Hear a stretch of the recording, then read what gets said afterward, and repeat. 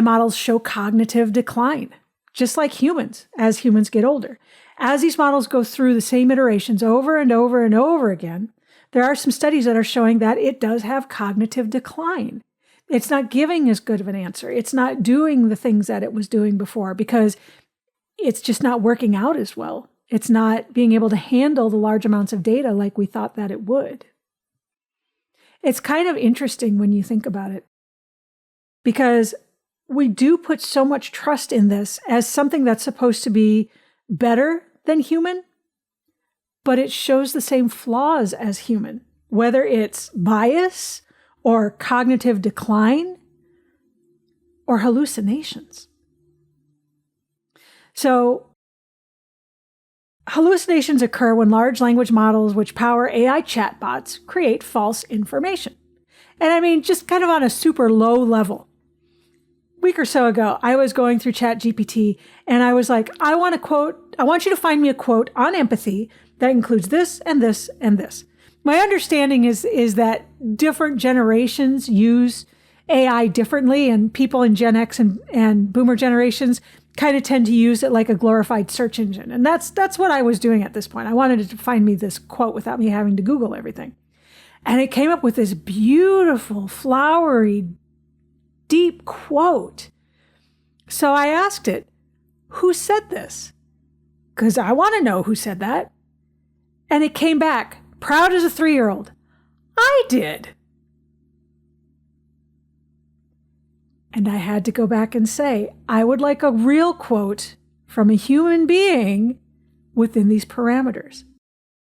The point is that what it gave me as a quote was a hallucination. It wasn't real. It didn't come from anybody. And that seems to be part of the problem, because the hallucinations AI comes up with look so close to what it should be that people can't tell the difference. And we're not talking just like, someone like me messing around with quotes. We're talking about in places like law. U.S. District Court for the Central District of California, the judge almost fell for some AI-generated case law. And this is happening more and more within law because there's so much case law that a lot of lawyers are relying on AI to be able to do their research for them, to dig through it all. And AI is making stuff up.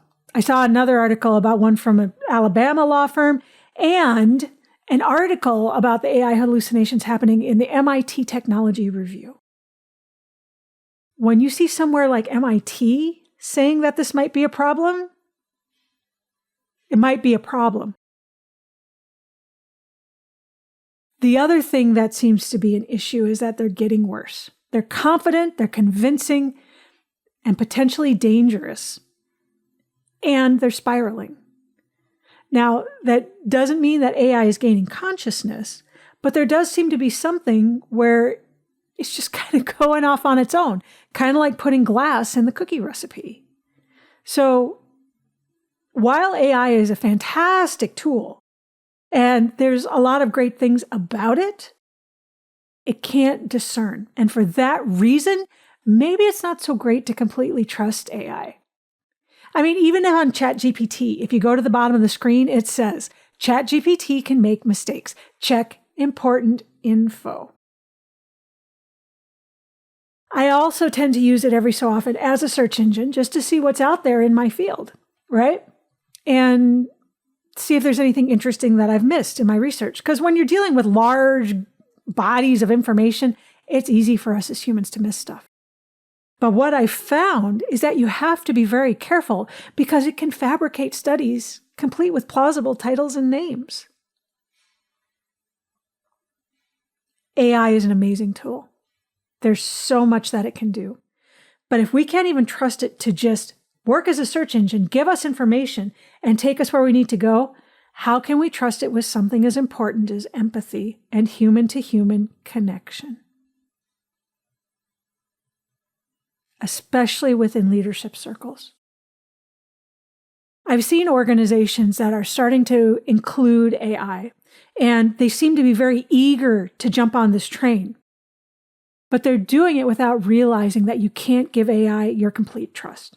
For instance, I know of a medical facility that can't wait to pull on AI for diagnostics, just like chomping at the bit for it. But what happens when they go into these diagnostics and AI starts hallucinating some of the information that it's drawing diagnoses from? And there is precedent for that. We have to have humans because humans are discerning and we are able to connect. And as powerful as AI is, it can't do that yet. It cannot connect and it cannot understand because it doesn't understand content or context. It's just incredible at pattern recognition.